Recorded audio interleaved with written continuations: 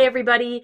If you've heard of the Miracle Morning before, this is just going to be my introduction to why I've started doing it and why it works for me. But if you've never heard of the concept before, I'm going to do a little bit of an introduction first. If your business is anything like mine, as soon as you wake up, you're probably checking your email and potentially even getting bogged down with all of the stress associated with answering those emails, dealing with things, passing it off to people on your team, whatever it might be. You start your day off on the wrong foot when you do things like this.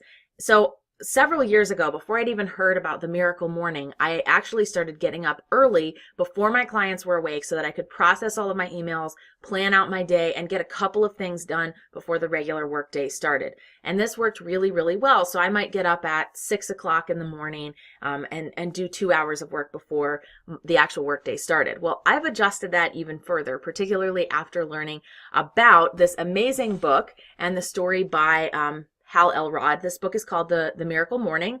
He's also been on a lot of podcasts. One of my favorites is when he appeared on Adrian Dorison's School of Self-Mastery podcast. That's one of my favorite podcasts to listen to anyways.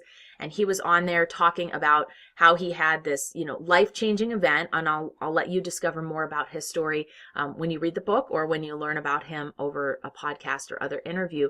But he had a life-changing event where he wanted to master his self-development and go to the next level with personal development and wanted to discover, what are the most successful people in the world doing? And he found a lot of common threads. First of all, almost all of them are getting up early. And I'm not just talking about 6 o'clock early, I'm talking about 5 a.m. and 4 a.m. waking up early. Now, before you run off and say, I'm not a morning person, there's no way I'm ever doing that, I just want to tell you about how it's actually worked for me. I've always been a little bit of a morning person, so it's easier for me to adjust.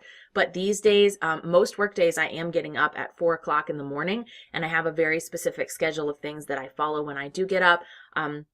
And Hal actually has some recommendations about the specific action steps you should be taking, such as journaling, such as meditating, such as exercise. And you could do 10 minutes of each of these 6 steps that he has, and it's only getting up 1 hour earlier. But if you want to expand that, for example, I might want to write more in the morning, or I might want to spend more than 10 minutes moving and exercising. So you can adjust your schedule based on that. And there's plenty of people who are doing this who have full-time jobs as well. So why does it work really well for me? First of all, nobody else is awake at 4 a.m. It is guaranteed to be quiet in my house. It is a great opportunity for me to knock things out of the day, make myself a really good breakfast, get the right, start off on the right foot and really feel like I'm ready when the actual workday starts. A lot of times I can clear out my entire email box before my clients even get into the office, so I'm not starting from behind. I know exactly what projects I'm going to focus on, and I usually pick one to start after I've done my Miracle Morning routine and made breakfast. I'll usually have one client or one particular project that I'm focused on in that early period before the day starts. And my fiance goes to work pretty early anyways. He leaves around 7:45 in the morning.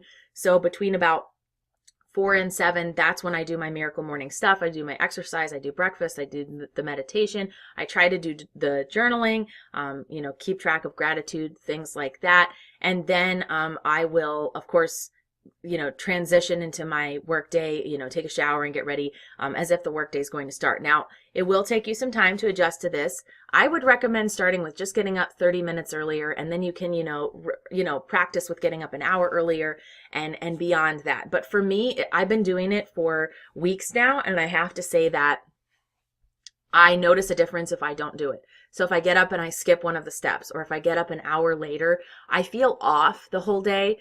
Now, the other side of it is, of course, that you're going to have to go to bed earlier. I've never been a night person anyways. I'm pretty much useless after 7 o'clock at night. So for me to go to bed at 8 or 8:30 is no big deal. And trust me, if you're doing enough exercise and you're getting plenty of sleep, it will be easy for you to fall asleep, especially if you're getting the right nutrition and all of that kind of stuff.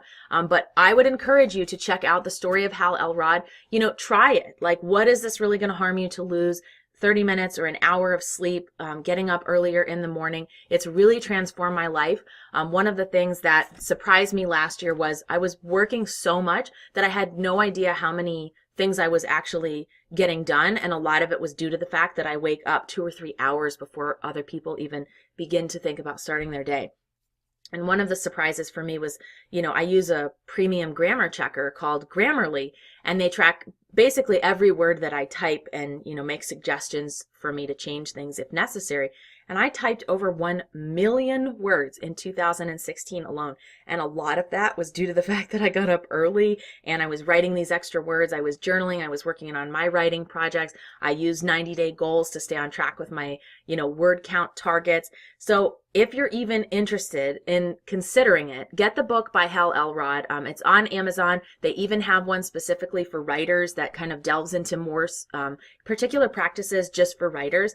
And the book is great. Listening to him on podcasts is also great. You can also do a search and see what other people have talked on YouTube or on their own podcast about their miracle morning habits. There's lots of information out there. A lot of really, really successful people are doing this, and it's very, very powerful. So I'd encourage you to think about how this might help you become a better writer, a better business person, and even achieve some things in your personal life like exercise or meditation.